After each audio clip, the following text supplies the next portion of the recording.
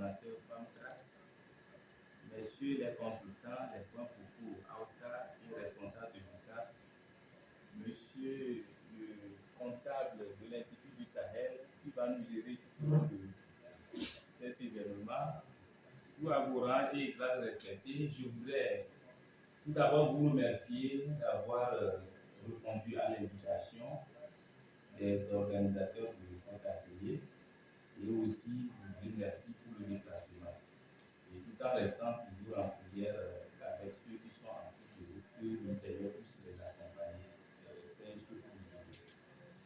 Alors, au nom du directeur général de l'Institut du Sahel et du coordonnateur de l'unité régionale du Douar du Sahel et SILS, je prends la parole pour vous dire à peu près que ça fait un bon moment que le SILS collabore avec l'AOTA et ceci dans le but de renforcer les activités que vous menez depuis des années. Et j'ai pu dire que les activités de l'AOTAC ont plus qu'un double objectif. Dans un premier temps, vos collectes de données permettent de renforcer ou d'améliorer la maîtrise des statistiques du commerce dans l'espace communautaire CDAO6, mais aussi pour objectif de dissuader quelques pratiques peu recommandables et d'amener les acteurs à se plier aux tests communautaires qui visaient la libre circulation des personnes et des biens. Et je peux dire que les résultats que vous avez engagés ces quelques années sont assez éloquents. Et je ne suis pas la voix indiquée pour le dire, mais je peux vous dire que même le partenaire qui nous suit de très près a quand même eu beaucoup d'enthousiasme quant aux résultats que vous avez eu à afficher. Surtout cette année 2022, ça nous a vraiment honoré au niveau de l'Institut du Sahel du CIS. Et donc, nous voudrions vraiment vous encourager à persévérer dans ce sens. Mais vous savez, les statistiques sont tellement importantes que cela nécessite qu'on puisse vraiment mettre en place des méthodologies, des mécanismes pour vraiment que les données qui sont collectées ne souffrent pas de quelque contestation que ce soit. Je pense que c'est à cela que nous sommes appelés à vous appuyer autour de cet atelier de 3, 4 ou 5 jours.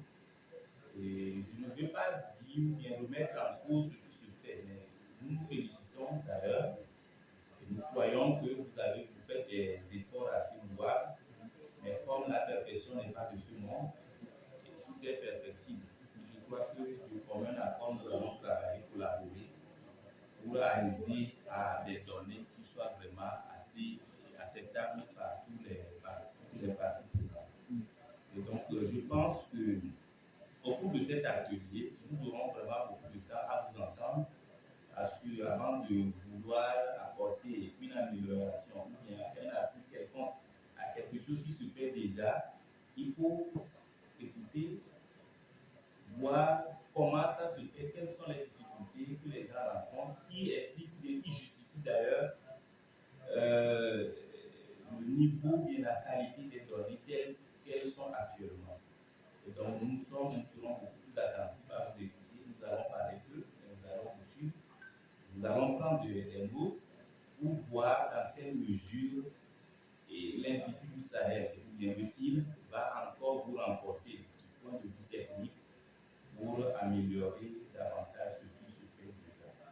Parce que vous savez, les données que vous collectez méritent d'être prises en compte à des sphères de décision plus importantes. Je vais parler de la CDAO, parce que les données que vous collectez portent sur la statistique des produits qui sont échangés à l'intracommunautaire. Et je pense que ça, si ces données-là sont vraiment homologuées, sont validées, cela peut contribuer quand même à améliorer les statistiques du commerce intra-régional au niveau de l'espace CEDEAO. Et c'est là d'ailleurs le mérite du travail que vous êtes en train d'attendre. Je crois que tous les partenaires sont vraiment à l'écoute et sont très intéressés. Et pas plus que la semaine dernière, nous étions à Lomé pour faire le bilan des activités. l'un des partenaires de l'État. Ici, c'est la question des marchés qui est revenue à plusieurs reprises. Ça constitue vraiment des thématiques clés qui intéressent, parce que vous savez, tout ce qui se fait est basé sur le marché. Avant de formuler les politiques pour soutenir la production, mais il faut s'assurer que cette production-là est destinée à satisfaire un besoin qui est estimé quelque part et ce n'est rien d'autre qu'au niveau des marchés. Et donc, le marché, lorsque vous donnez vraiment son assez intéressant, ça permet aux décideurs politiques de anticiper, de prendre des décisions en amont pour juguler certaines crises que nous connaissons, qui sont récurrentes d'ailleurs. Et donc, vos données sont vraiment assez attendues à tous les niveaux de prise de décision. Et donc, au cours de ces quelques jours de travail, je voudrais inviter tout le monde à beaucoup d'ardeur, au sérieux, afin que nous puissions vraiment nous quitter ici avec des conclusions assez édifiantes, mais avec des perspectives qui vraiment nous permettront à l'avenir de nous affirmer comme un leader dans la collecte des données statistiques sur les produits que nous utilisons. Mais je ne suis pas ignorant des grands défis qui vous attendent parce que je sais qu'actuellement vous couvrez du pays, du corridor, si vous êtes bon mémoire, alors qu'on a tous eu cela. Mais vous travaillez avec les moyens de bord. Je pense que vos données même seront des éléments qui vont même appuyer les plaidoyers qui seront faits à des niveaux donnés pour renforcer déjà ce que vous faites, c'est-à-dire au lieu d'être toujours sur les corridors, vous pouvez aller sur d'autres corridors pour que vous donnez, que vous collectez, reflète la réalité du commerce au niveau intra-communautaire. Parce que quand moi je vois les chiffres, certains pays, quand ils voient leurs chiffres que vous collectez, ça fait sourire, mais ça se justifie parce que vous travaillez avec vos moyens de bord. Quand ces moyens-là seront renforcés, ça montre que vous pourrez davantage affiner vos collectes et pour que ce soit vraiment assez représentatif. Donc, je ne vais pas tout parler, je vais vraiment m'arrêter ici pour vous dire que nous sommes vraiment d'esprit avec vous et nous allons vous accompagner tout au long de la durée de cette activité. Donc, voilà ce que je veux dire en ces quelques mots. Et M. Vraiment, je vous remercie. Qui, effectivement, comme il a dit, a pris le train en marche, est attentif, essaie de comprendre davantage ce qui se fait depuis quelques années. Nous allons toujours continuer donc à solliciter son implication de telle sorte qu'à un moment donné, il soit intégralement le porte-voix ou l'avocat sans que nous ayons à intervenir ou à donner des explications à chaque fois qu'on le lui demande. Donc, sur ce, avec votre permission, Elhadj Atal Kadé, président donc, du chapitre national du Ghana, Elhadj Salami, président du bureau régional de l'AOTA, qui vient du Nigeria, monsieur donc le secrétaire permanent de l'AOTA, chers collègues donc, de l'unité de gestion du projet, chers participants, ou du moins chers collègues qui sont venus des autres pays, et avec toutes les difficultés que cela a pu occasionner, la preuve est que certains ne sont pas encore arrivés. Je voudrais donc saluer vos engagements, vos sacrifices de tous les jours pour que l'AOTA puisse rayonner, pour que les SILS puissent rayonner. Parce qu'il s'agit là d'un changement de paradigme que nous avons opéré au niveau des SILS, à savoir qu'il ne faut plus que nous-mêmes, experts des SILS, de moins en moins nous devons être acteurs dans la mise en œuvre, mais que ce soit les bénéficiaires qui mettent en œuvre eux-mêmes les activités qui les intéressent, ou qui améliorent leurs conditions de vie de tous les jours. C'est pour ça que sur les questions de gouvernance routière, à savoir la fluidité, ceux qui souffrent le plus des entraves au commerce, c'est vous et vos acteurs. Il y a 10 ans, quand j'étais en poste à Accra ici, on était 4 à vouloir régler les problèmes nous-mêmes, sans mettre entre les mains des acteurs. Nous sommes rendus compte que ça ne marche pas.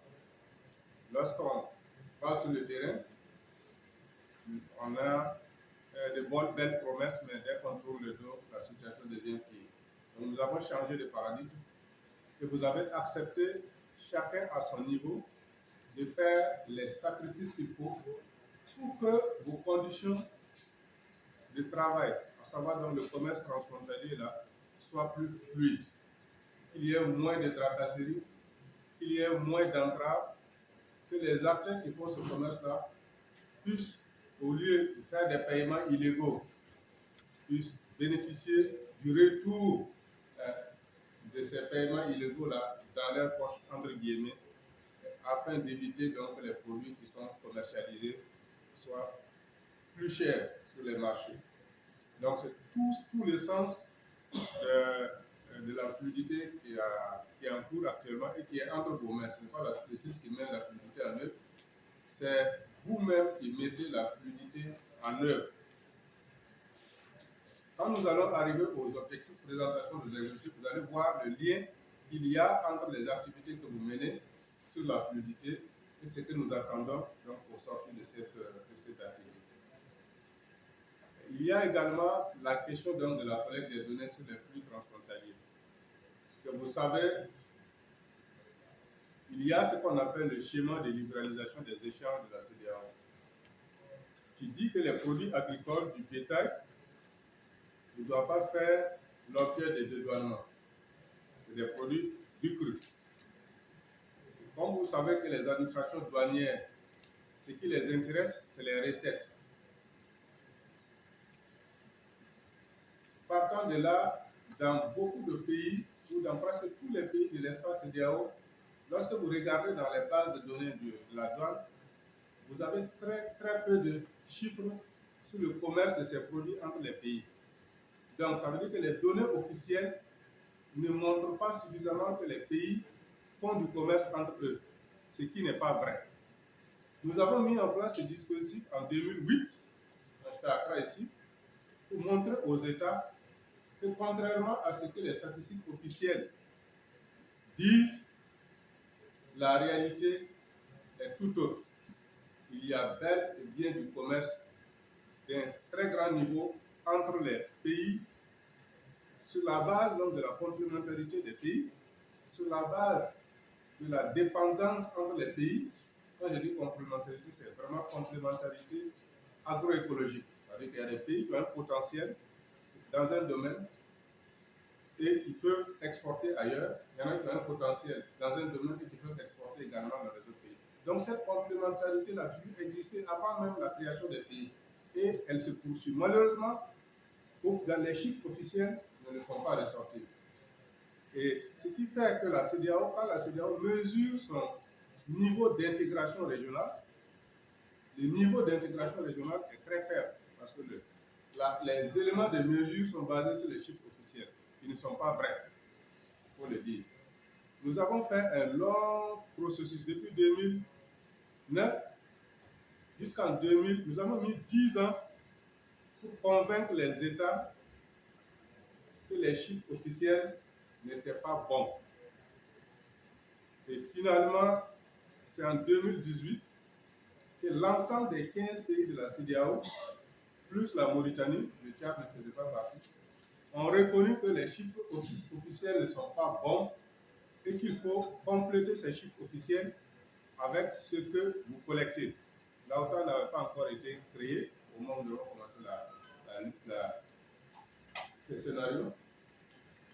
Donc, c'est en 2019, avril 2019, que tous les pays de la CEDEAO, plus la Mauritanie, Banque africaine de développement, Banque mondiale, l'USAID, IFPRI, la FAO, le Programme alimentaire mondial, tous les partenaires clés qui interviennent dans le domaine du développement ont été conviés à Abidjan avec l'ensemble des pays, des représentants des pays. Vous savez qu'en matière de statistiques de commerce extérieur, dans tous les pays, ce sont les instituts nationaux de la statistique qui sont les garants de ces statistiques. Donc les directeurs des instituts nationaux étaient là, avec chaque directeur derrière lui ses experts, et nous avons démontré la qualité des données qui sont collectées par les partenaires sur le terrain.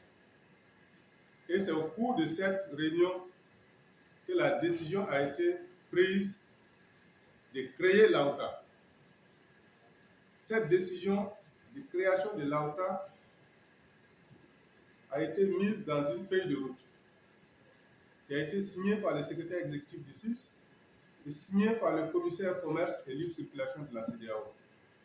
Donc on avait carte blanche pour mener toutes les concertations, mettre en place l'AOTA et travailler dans la légalité avec l'AOTA. C'est ainsi que l'AOTA, avec le financement de la BAC, on a pu réunir l'ensemble des fêtières, pas l'ensemble des fêtières, mais nous avons pris un certain nombre de fêtières par pays qui se sont retrouvés à l'hôtel AOFA à Lomé pour mettre en place l'AOTA, qui est une structure régionale jeune, mais dont les membres ne sont pas jeunes. En fait, ce sont les membres expérimentés avec lesquels, quand je dis membres, ce sont des structures associatives expérimentées avec lesquelles nous avons cheminé depuis plus de 10 ans. Donc, au lieu d'avoir affaire à 15-16 structures associatives dans les pays, ou 20, l'idée est venue d'avoir une organisation régionale. Il va être l'interlocuteur, notre interlocuteur, mais l'interlocuteur également d'autres partenaires. Il y a d'autres partenaires qui arrivent. Il y a d'autres partenaires qui arrivent, pour ne pas les citer. Il y a la Banque mondiale qui arrive, il y a la GIZ qui arrive, avec des choses concrètes. Ce n'est pas des discours, parce que nous avons également expliqué aux partenaires que nous devons sortir des discours. Parce qu'on perd beaucoup de temps dans les discours. S'il n'y a rien sur la table, nous n'en parlons pas d'abord, continuons à réfléchir. Donc, il y a des choses concrètes qui arrivent et sur lesquelles l'AOTA devrait travailler. Ça m'amène à parler des défis. You are welcome to Accra, the land of peace and friendship. I think today we have, about 5 or 6 days meeting together. Maybe we've been the landlord. If should in case anything happen that we commit an error, you should please forgive us and let us carry forward. But we are not seeking for that. Because so far as being the landlord, you have to be a mature person to receive your visitors and welcome them so that they feel home. So listen, before going, I have to thank the partners. They're very good. But before thanking the partners, we have to look other way around. Without the good movement of the sector, I think the partners will not see our sector vibrant, that they will be voluntary, trying to come out with a good support so that we can go further. The only thing that I would agree to our members, all of us should unite and try so that what path will get to the destination. I think that is a good light at the end of the tunnel. But as for the movement we are in, as Mr. Sisa already said, we are encountering problems. Some of us have to use our own energy to listen. I think from today's meeting, I think maybe if the sector is looking very vibrant, those things will not repeat themselves again. So the only thing to conclude is that Akwaba, you are welcome to Ghana. Thank you very much.